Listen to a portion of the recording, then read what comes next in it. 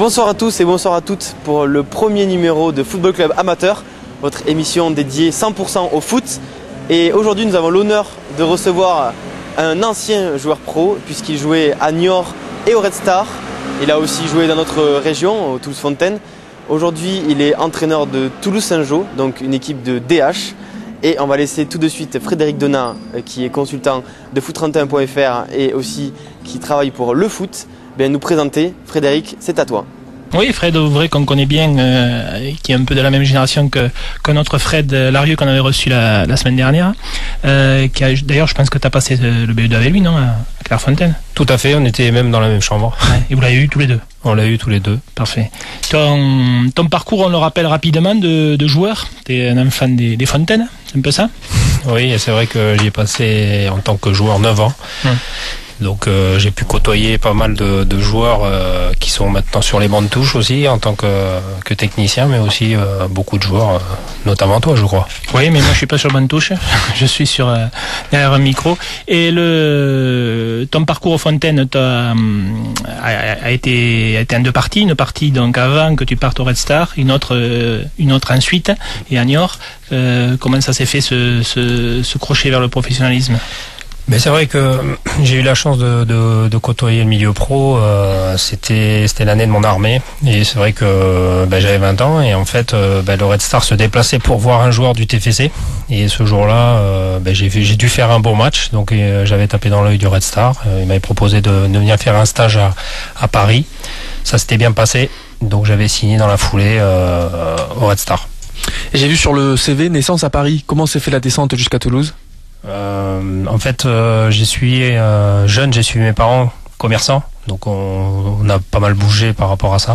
Et ensuite, l'ouverture s'est faite quand j'étais descendu de Bourges, en fait, où là aussi j'ai eu la chance de jouer en cadets nationaux et le TEF. En fait, j'ai signé une année avant d'aller aux Fontaines. J'ai signé une année au TFC avec José Gomez notamment, que j'ai côtoyé là-bas et donc en fait ça s'est fait comme ça avec un peu le football aussi.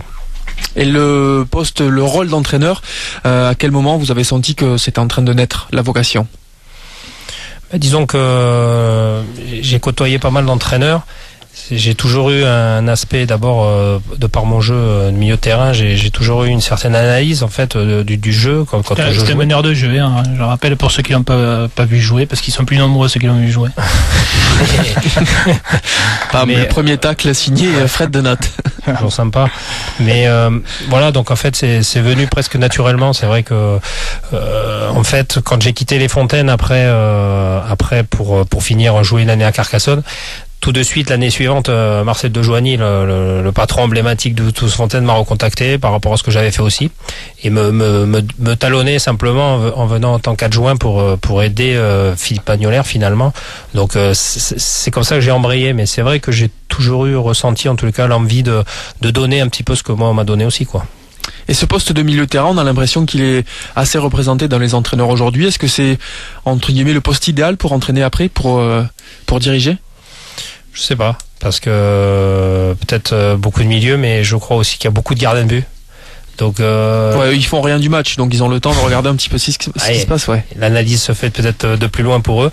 Milieu de terrain, ouais, peut-être parce que je crois que faudrait voir vraiment des statistiques par rapport à ça, mais bon, c'est vrai qu'un milieu de terrain, Fred Donat peut en témoigner puisque c'était aussi un joueur important du département à ce poste-là, et je pense que voilà, je renvoie la balle moins sympa par contre.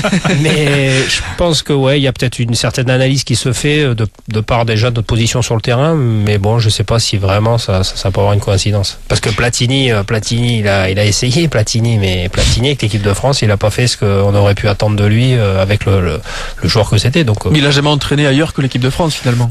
Ouais, c'est peut-être pas l'idéal pour démarrer, ouais. Tout à fait.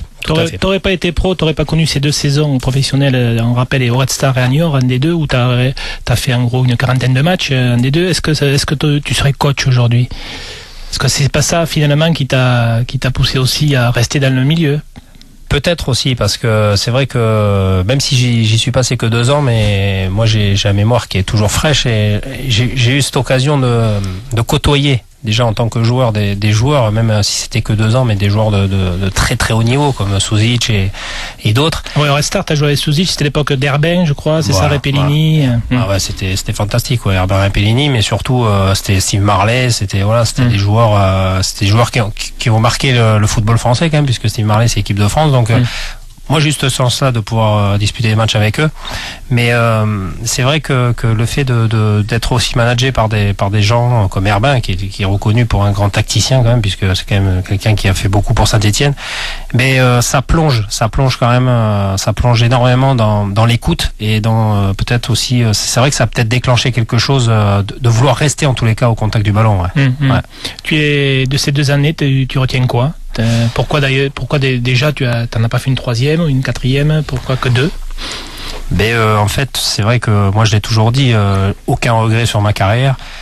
C'est vrai que déjà je suis arrivé très tard dans le milieu pro puisque j'avais 22 ans et c'est vrai qu'en fait j'ai peut-être pas eu l'éducation d'éducation, là je parle au niveau comportemental et état d'esprit qu'il faut vraiment pour des gens qui sortent de centre de formation, ils sont éduqués pour ça.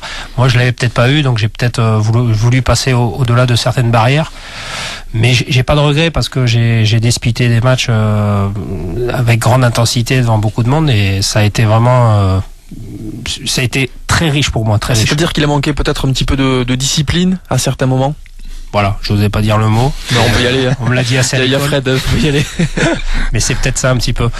Mais au-delà de ça, j'ai pu rebondir après quand j'étais parti jouer à Mont-de-Marsan. Là, on était monté en national avec Mont-de-Marsan, donc un club amateur, hein, comme se fait tous ces clubs, Muret, Toulouse-Fontaine, tout ça. J'ai vécu des choses énormes dans la vie de la ville et arriver à monter le football plus haut que le rugby là-bas, c'était des choses pratiquement impossibles. On a réussi à le faire puisque Mont-de-Marsan rugby tombait en D2, nous on monte en national.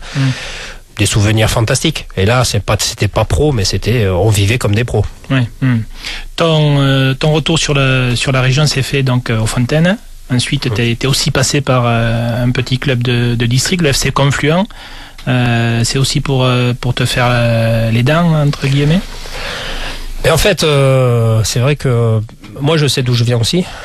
Les petits clubs j'ai connus dans le centre de la France, j'ai joué à Issoudun. Il n'y a pas beaucoup qui connaissent, c'est un petit club. Donc le Confluent, quand il m'a contacté, je sortais aussi des Fontaines là, puisque j'avais coaché un peu les Fontaines.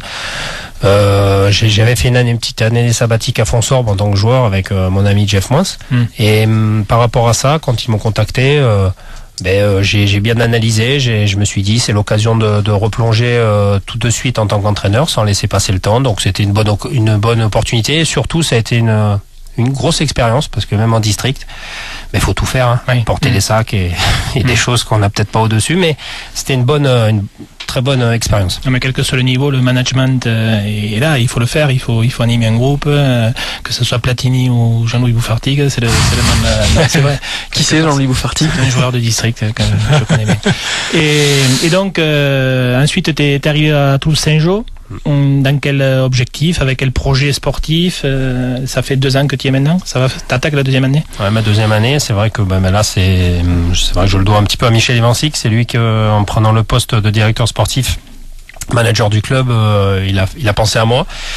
Ça a été, c'est vrai qu'aujourd'hui j'en suis content parce que je le connaissais déjà bien sûr avec Toulouse Fontaine où ça a été, c'est une personne emblématique du club aussi. Donc puis comme c'est pareil, comme je le connais bien et puis surtout c'est une personne qui a connu le milieu pro avec Saint-Étienne et autres, c'est vrai que c'est des personnes et des personnages qui ont des dialogues qui me conviennent bien, c'est-à-dire qui ont une bonne analyse et puis surtout un œil sur le dessus aussi. Donc c'était très encourageant et puis l'opportunité de reprendre une division honneur. Donc là c'est vrai que j'ai pas fait la fine bouche et j'étais très heureux de pouvoir être à nouveau à travers des joueurs de DH. Frédéric Ouvray est avec nous ce soir dans le football club amateur avec Fred Denat également et nous parlons de Toulouse-Saint-Jean, pas des Fontaines non, mais de Toulouse-Saint-Jean. Et les Fontaines, pourquoi pas entraîner l'équipe des Fontaines puisque vous y avez joué une bonne partie de votre carrière? L'occasion s'est pas présentée ou Alors, pas encore, j'ai entraîné Toulouse-Fontaine. Ouais, un peu, il l'a entraîné avant le Confluent. Avant le Confluent, ok.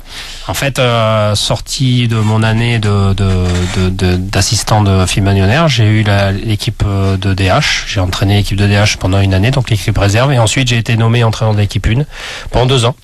Et c'est vrai que sur ma 2e saison, ça s'est pas trop bien terminé parce que on a été un petit peu aux portes de la relégation. Un choix de, justement, Fred en parlait tout à l'heure, je crois qu'un bon entraîneur, celui-là qui est un petit peu giclé, on va dire, mais bon, ça m'est arrivé là-bas. Dans le ça fait partie du bagage d'entraîneur, en fait. Complètement. Donc d'ailleurs, j'ai pas du tout de scrupules par rapport à ça, parce que je veux dire, la vie est faite avec des hauts et des bas pour avancer. Donc non, mais j'y étais. Je dis pas qu'un jour, si l'opportunité se présente, pourquoi pas y retourner. En tous les cas, ouais, ça reste le club de cœur malgré tout. Complètement. Mais ce que fait par exemple Jean-Louis Fauré à l'heure actuelle, c'est très bien parce qu'il a réussi à remettre le club en CFA. C'était un de mes objectifs, avec des moyens peut-être un petit peu plus moindres à l'époque, mais faut quand même reconnaître le travail aussi qui est fait par les gens en place. Et c'est bien que le club soit en CFA actuellement. Et donc quand on signe à Liverpool, au Real Madrid ou au Toulouse Fontaine, ou même en district, on s'attend forcément à ce que un jour la sanction entre guillemets arrive. On sait que ça fait partie du boulot d'entraîneur, ouais, je crois, quel que soit le niveau. Ouais, tout à fait. Mais après, faudrait pas non plus, voilà, parce que c'est vrai que ça a été lancé sur la région à l'époque. Je crois que c'est Balma qui avait fait son premier en amateur, avait jeté son entraîneur, on va dire jeté, c'est même un peu désordonné, mais c'est un peu ça. Ouais, je crois qu'aussi il faut peut-être pas non plus copier quand même tout ce qui se fait au-dessus. Parce que, je veux dire, quand on est entraîneur d'un club de district ou même en ligue, de petits clubs, même qui, comme la promotion de ligue, tout ça, il faut reconnaître le travail, l'investissement de l'éducateur. Je crois que c'est énorme. Oui, c'est énormément de temps, ouais. Voilà, donc je crois que il faut quand même garder la tête sur les épaules. On peut pas tous être le Real de Madrid, on peut pas tous le Paris Saint-Germain, mais je veux dire, au-delà de ça, il faut vraiment rester serein. Je crois que les gens qui sont en place, s'ils sont là, ils aiment le football, ils font tout pour que le football vive. Donc, puis ils prennent beaucoup de leur temps. Donc non, je crois qu'il faut laisser la place à ces gens-là. Faut pas copier vraiment tout de suite l'élite, c'est trop. On en parle avec Fred Larieux la semaine passée, juste avant qu'il ne joue la Coupe de France au week-end, et ça s'est plutôt mal passé pour Fred Larieux, nous en parlerons tout à l'heure. Combien de temps ça représente pour vous la préparation des entraînements plus les matchs le week-end? Disons que la semaine finalement, nous en DH est calqué sur ce qui se fait au-dessus, parce qu'on s'entraîne 3 fois par semaine. Certainement des clubs CFA s'entraînent avec une séance de plus. Nous c'est déjà 3 fois, plus le match le samedi, donc ça fait 4. Je crois que déjà on demande beaucoup aux joueurs. Après, c'est vrai que il faut votre esprit doit être occupé en permanence. Complètement. Et puis ça, c'est compliqué pour nous, mais aussi pour les joueurs, parce qu'il faut et surtout par rapport aux joueurs, ce que je voulais dire, c'est qu'il faut vraiment avoir une analyse complète de toujours avoir l'idée en amateur et surtout à nos niveaux que les joueurs y travaillent, qu'ils ont des vies de famille, qu'il y a beaucoup de choses qu'on peut pas passer outre, parce que sinon on fusille le joueur, l'équipe et tout ça. Il faut vraiment garder l'œil très très ouvert par rapport à ça. Je vais te poser la même question que j'ai posée à Fred Larieux, qui a eu aussi le BE2 comme toi, comme que j'ai pu poser à Cyril Carrière. C'est des générations de jeunes entraîneurs qui sont en DH. Est-ce que tu espères un jour en faire ton métier de l'entraînement, si c'est pas déjà le cas? Disons que c'est vrai que je dirais que c'est un peu personnel. J'ai réussi à me prouver en tant que joueur d'atteindre un certain niveau en tutoyant et en jouant parmi des pros. Donc je me dis que pourquoi pas entraîneur, coach, il faut bosser, il faut vraiment avoir envie de s'enrichir et pourquoi pas essayer d'atteindre un niveau.